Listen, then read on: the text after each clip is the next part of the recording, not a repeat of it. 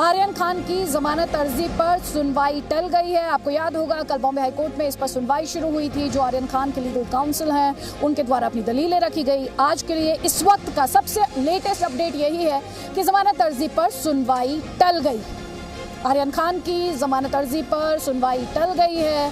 हर किसी के जहन में बस यही सवाल, क्या हाईकोर्ट से आर्यन खान को जमानत मिल पाएगी? इस सवाल का जवाब फिलहाल तो मिलता दिखाई नहीं दे रहा है, क्योंकि उनकी जमानत अर्जी पर सुनवाई टल गई है। इस वक्त की बड़ी खबर हम आपको दे रहे हैं। मुंबई ड्रग्स केस, आर्यन खान की बेल एप्लीकेशन पर बॉम्बे हाईकोर्ट में सुनवाई कल शुरू हुई। सुनवाई टल गई है और अब कल 2:30 बजे 2:30 पर यह सुनवाई फिर से शुरू होगी। तो कल अब 2:30 बजे सुनवाई होगी आर्यन खान की बेल एप्लीकेशन पर, यानी तीसरे दिन ये मामला चला गया है।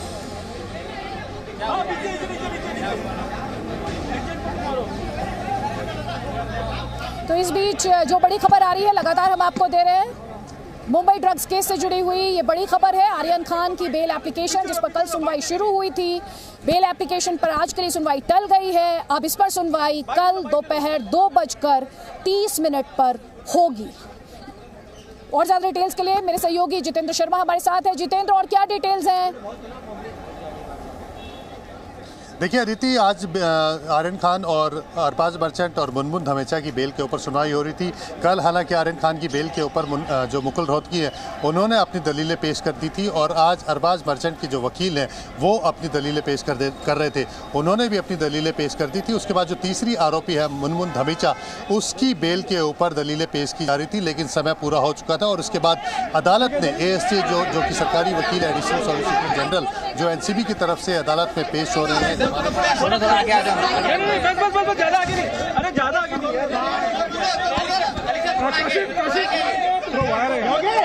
ठीक है। You concluded the arguments today from the Munmun, and all the arguments from the applicant side is completed now. How do you see the arguments done from your side, and what's expected tomorrow? See, the arguments of all the three accused number 1, 2 and 3 are concluded already today, and the ASG is yet to argue, which is kept for further arguments tomorrow at same time after 3 p.m.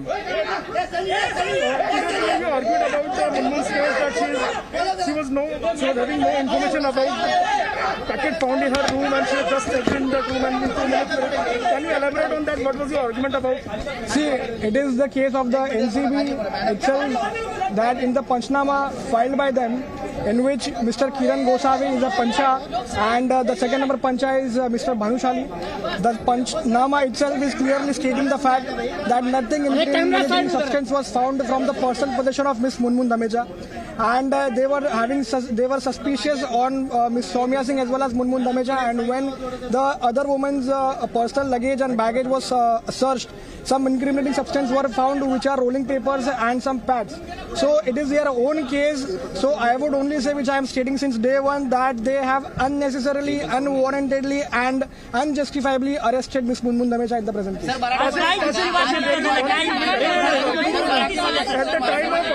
the time of arrest, there was no mention of conspiracy. Only possession and consumption was mentioned in the arrest memo, and later the conspiracy thing was. See, the sections leveled against me as well as Mr. Aryan Khan as well as Arbaz Merchant, ये तीनों के ऊपर जो भी sections लगे हुए हैं वो सेक्शन सबके कॉमन है, और अरेस्ट के टाइम पे भी यही सेक्शंस पुट अप हुए थे, इंक्लूडिंग सेक्शन 35 जो कि मेंटल स्टेट की बात करता है।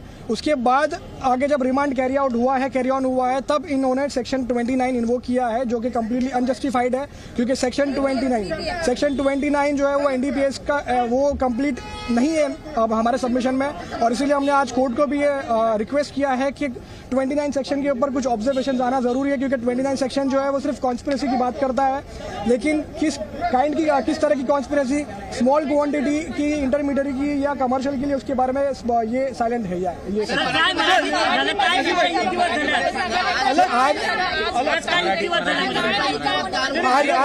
आज केस मध्ये आरोपी नंबर 1, 2 आणि 3 तिघाचा आर्ग्युमेंट झाला आहे, कंप्लीट झाला आहे, आणि आर्ग्युमेंटमध्ये आमचा सबमिशन हेच होता की आम्ही विदाउट एनी रिझन्स हा केसमध्ये अरेस्ट माझी अटक झाली आहे आणि ती कम्प्लिटली अनजस्टिफाईड आहे. माझा काय रोल या केसमध्ये नाही आहे आणि तर त्या रिझनसाठी हा केस कम्प्लिटली बोगस आहे. आणि उद्या कशा पद्धतीने आर्ग्युमेंट पुन्हा केली जाणार आहे? उद्या फक्त ASD मेरे दो सहयोगी इस वक्त हमारे साथ है. जितेंद्र शर्मा हमारे साथ हैं और साथ ही अंकुर त्यागी हमारे साथ है. जितेंद्र, हम यहाँ पर लगातार सुन रहे हैं, कोर्ट में आज क्या कुछ हुआ है, जल्दी से हमारे दर्शकों को बताइए.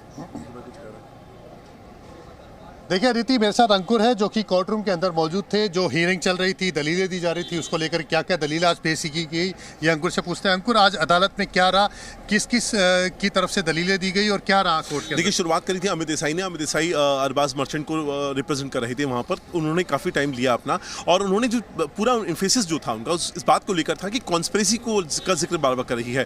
कंजम्पशन और पोजीशन की बात आ रही है और कॉन्स्पिरेसी की बात हो रही है. 27 लगाया गया है चूंकि 6 ग्राम ड्रग्स मिली थी अरबाज के पास से.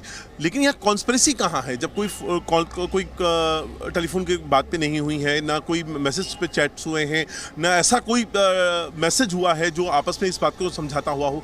और बाकी लोगों के साथ जो लगातार एनसीबी अपनी कोर्ट में जो जब जमानत का विरोध किया था, उन्होंने कहा था कि कॉन्स्पिरेसी है. 8 लोग जो पकड़े गए हैं एक साथ, उन सबके बीच में कॉन्स्पिरेसी है, उनको सबको मिलकर इसमें शामिल किया गया था. तो उन्होंने यही साबित करने की कोशिश की आपके पास कोई एक भी एविडेंस हो जो इस बात को कॉन्स्पिरेसी बताता हुआ हो, तो आप बताइए कि तो सबसे इसमें एक अहम बात ये भी थी कि कोई कंजप्शन नहीं ली गई है, ना ही इसके पास से कोई रिकवरी इतनी बड़ी हुई है, ना ही ब्लड टेस्ट लिया गया है. तो ये कोई पॉइंट थे जिसकी वजह से उन्होंने एम्फेसिस किया हो? बिल्कुल बिल्कुल, ये वाली बात बिल्कुल लगातार कह रहे हैं अमित देसाई. इन तीनों में से एक भी चीज़ नहीं हो रही. मैं जो क्लाइंट हैं, अगर आपने उनके पास कंजम्पशन हालांकि उनके हुआ है, 6 ग्राम मिली है पोजीशन में उनके पास, लेकिन क्या आपने उनका मेडिकल टेस्ट क्यों नहीं करवाया था?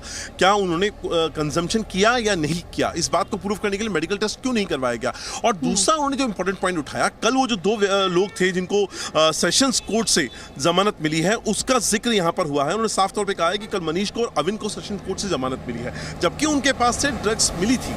2.6 ग्राम्स या 4 ग्राम्स के आसपास का ड्रग्स मिलता, लेकिन उनको सेशंस कोर्ट से ही ड्रग्स जमानत मिल गई. और अगर मेरे पे जो लगाए गए हैं, सेक्शंस लगाए गए हैं, वो 1 साल की सजा का प्रावधान है, तो फिर मेरे केस में आप इस तरह से क्यों नहीं कर रहे हैं? और ये सबसे अहम बात है अंकुर, क्योंकि कल जैसे ही इन दोनों को जमानत मिली थी, तब से इस बात का अंदाजा लगाया जा रहा था कि अदालत के अंदर इन दोनों की जमानत का जिक्र होगा, क्योंकि इन दोनों को सेशन कोर्ट से रिकवरी के बावजूद जमानत मिली है. तो बिल्कुल यही वाली बात उठाकर अमित देसाई ने सामने मैं आऊंगी आपके पास अंकुर और जितेंद्र. हमारे साथ राजीव रंजन भी है. राजीव, यहाँ पर अंकुर बता रहे हैं कोर्ट रूम के भीतर क्या कुछ हुआ. मैं आगे आऊंगी जितेंद्र और अंकुर त्यागी आपके पास. राजीव रंजन, फिलहाल आपके पास सबसे लेटेस्ट इन्फॉर्मेशन क्या है, क्योंकि इस वक्त की बड़ी खबर यही है, आर्यन खान की जो जमानत अर्जी है उस पर सुनवाई कल होगी, और क्या कुछ कल हो सकता है उसके बारे में आप बताइए. देखिए, जो आगे की सुनवाई जो कल होने वाली है, उस सुनवाई में कई ऐसे तथ्य जरूर रखने की कोशिश की जाएगी, क्योंकि आज 2 व्यक्तियों की जो जमानत मिल रही है, कुछ जमानत मिली है, उन्हें आज रिहा कर दिया जाएगा. उनकी जमानत के पेपर आर्थर रोड जेल में जमा कर दिए गए हैं. लगभग 7 से 7:30 बजे के करीब उन्हें रिहा कर दिया जाएगा. इस बात का जरूर कल भी जिक्र होगा, क्योंकि जिस तरीके से दोनों व्यक्तियों के पास जो ड्रग की मात्रा वहाँ मिली थी, तो उसके बाद आखिर आर्यन खान के पास जहाँ कोई कंजम्पशन और ना ही उनके पोजीशन में कहीं कोई ड्रग की मात्रा मिली है, तो लिहाजा उन्हें जमानत क्यों नहीं दी जाए, इस बात का जिक्र कल भी होगा. क्योंकि जिस तरीके से आज कुछ देर के बाद उन्हें लगभग 7 बजे के करीब, क्योंकि उनके मनीष राजगढ़िया और आरवन के शाह को आज जो जमानत मिली है, उनके पेपर यहाँ जमा हो चुके हैं. 7 बजे के करीब उन्हें रिहा भी कर दिया जाएगा. हालांकि उनके पिताजी से जब हमने ये बात जरूर पूछना चाहिए, और पूछने के बाद ये स्पष्ट करना चाहा कि आखिर उन्हें किस आधार पर ये जमानत मिली है, तो उनका कहना था कि जो भी चीज़ें हैं, उनके आरोप लगाए गए थे, खास करके क्रूज मैनेजमेंट पे, उनके पास से कोई ड्रग नहीं मिला था, जो आपस में झगड़े हुए थे, लिहाजा उनके पास से ये ड्रग पोजीशन दिखाया गया था. लेकिन इसे भी जांच का विषय बनेगा कि आखिर किस तरीके से उनके पास ड्रग का पोजीशन किस तरीके से था. लेकिन अगर आर्यन खान के पास कोई ड्रग का पोजीशन नहीं है, तो उन्हें जमानत क्यों न दी जाए, इस बात का जिक्र कल भी होगा और इस बात को लेकर आगे बहस भी होगी. आदित्य जी, जितेंद्र शर्मा और अंकुर त्यागी भी हमारे साथ है. जितेंद्र शर्मा, आज ये मामला कहां पर खड़ा है? क्या आप ये एक्सपेक्ट कर सकते हैं कि कल आर्यन खान की जमानत अर्जी को लेकर तस्वीर साफ हो पाएगी?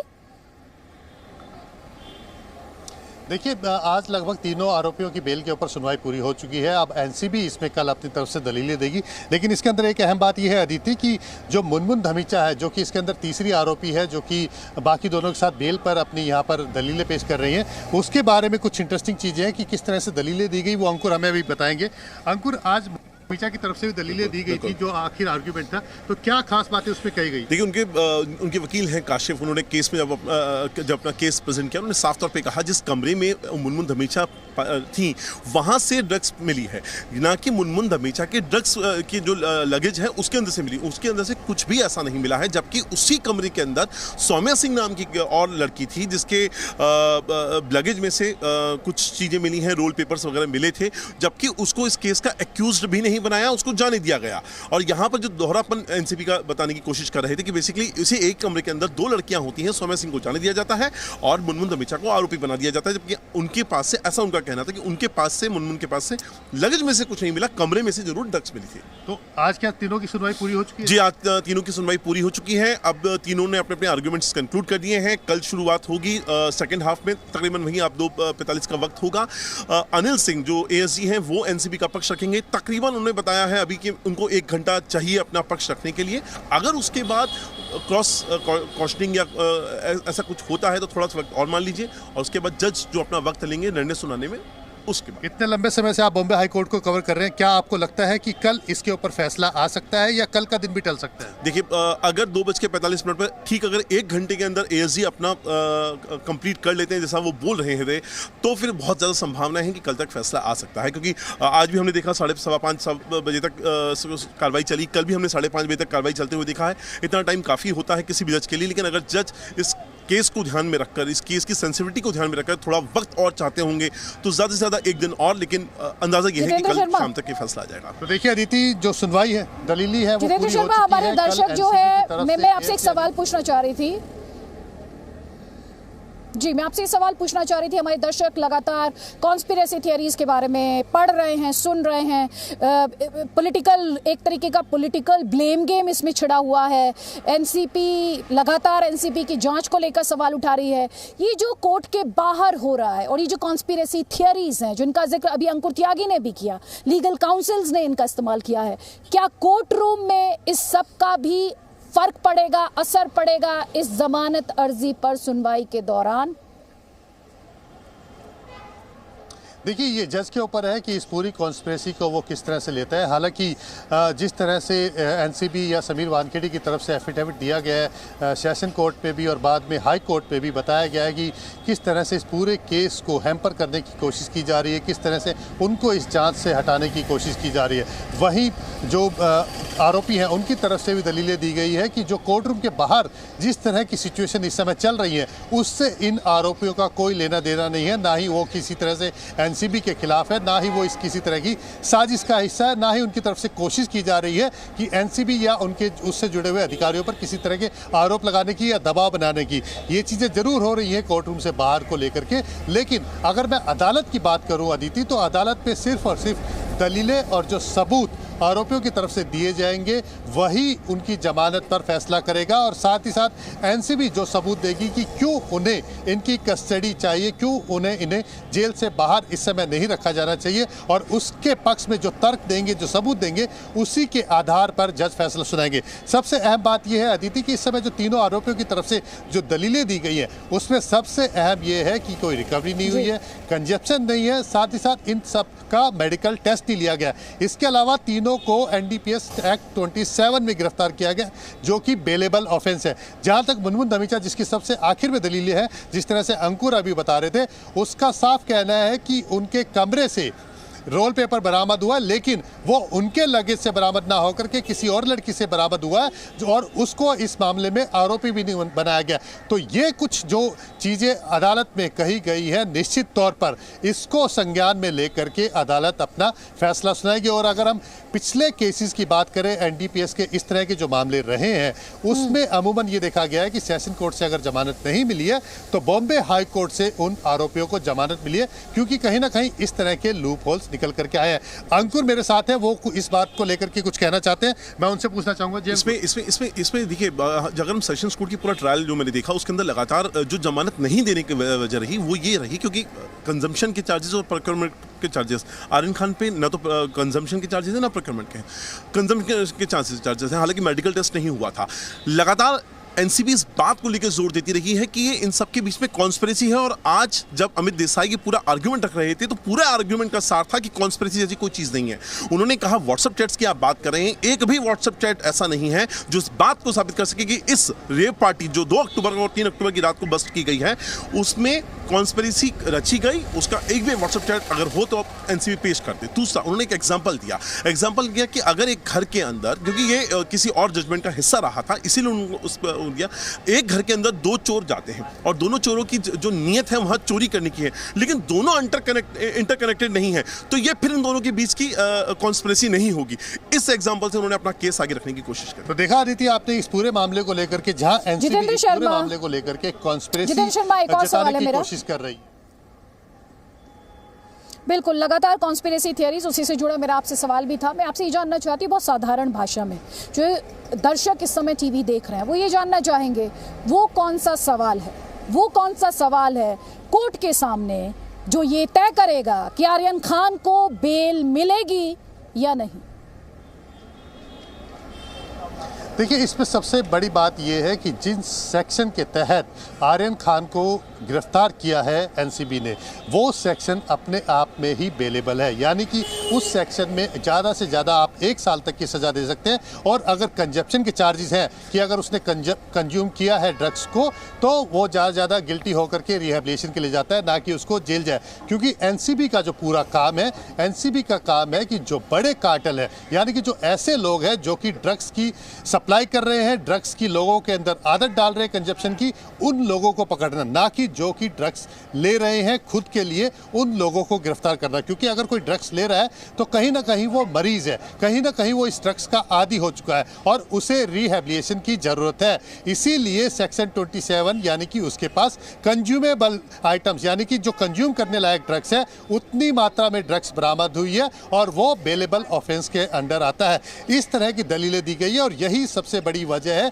कि ये केस जो है अब बॉम्बे हाई कोर्ट तक पहुंचा है। क्योंकि इससे पहले एनसीबी लगातार इस पूरी ड्रग्स कंजप्शन के पीछे, रेव पार्टी के पीछे पूरी कॉन्स्पिरेसी बताने की कोशिश कर रही थी कि एक बड़ी साजिश है, ये सभी लोग एक साथ वहां पर गए, एक बड़ी ड्रग्स पार्टी करना चाहते थे, इनके पास काफ़ी मात्रा में ड्रग्स थी। लेकिन अगर हकीकत में देखा जाए तो 3 आरोपी जिनकी बेल के ऊपर अब सुनवाई हो रही है, उन तीनों को NDPS 27 में गिरफ्तार किया गया, जो कि बेलेबल है, जो कि सिर्फ इस सेक्शन में इसलिए लगाया जाता है कि अगर किसी के पास से ड्रग्स लेने लायक मात्रा में ड्रग्स बरामद होती है खुद के लेने के लिए, ना कि उसको ट्रैफिकिंग, ना ही उसको बेचने के लिए या किसी और तरीके से उसको बड़ी मात्रा में ड्रग्स मिलती है। तो वो सेक्शन जब लगे ही नहीं है, कॉन्स्पिरेसी इसमें नहीं है, तो यही सबसे बड़ी दलील है इन तीनों की तरफ से कि इनको बेल दे दी जाए ताकि ये आ जाए और रिहेबिलिटेशन के लिए जाए, और अगर इन्वेस्टिगेशन की ज़रूरत है उस दौरान ये इस इन्वेस्टिगेशन ज्वाइन कर ले। यही सबसे बड़ी बात है इस पूरे केस के अंदर। जितेंद्र शर्मा, अंकुर त्यागी, राजीव रंजन आप रहिए हमारे साथ। इस वक्त की बड़ी खबर, आर्यन खान की बेल एप्लीकेशन पर सुनवाई कल तक के लिए टल गई है। अब ये सुनवाई 2:30 पर होगी, यानी तीसरे दिन इंतजार करना पड़ेगा। कल इस बेल एप्लीकेशन पर सुनवाई शुरू हुई थी, अब कल तक का इंतजार करना पड़ेगा। App available on Google Play and App Store. Download it now.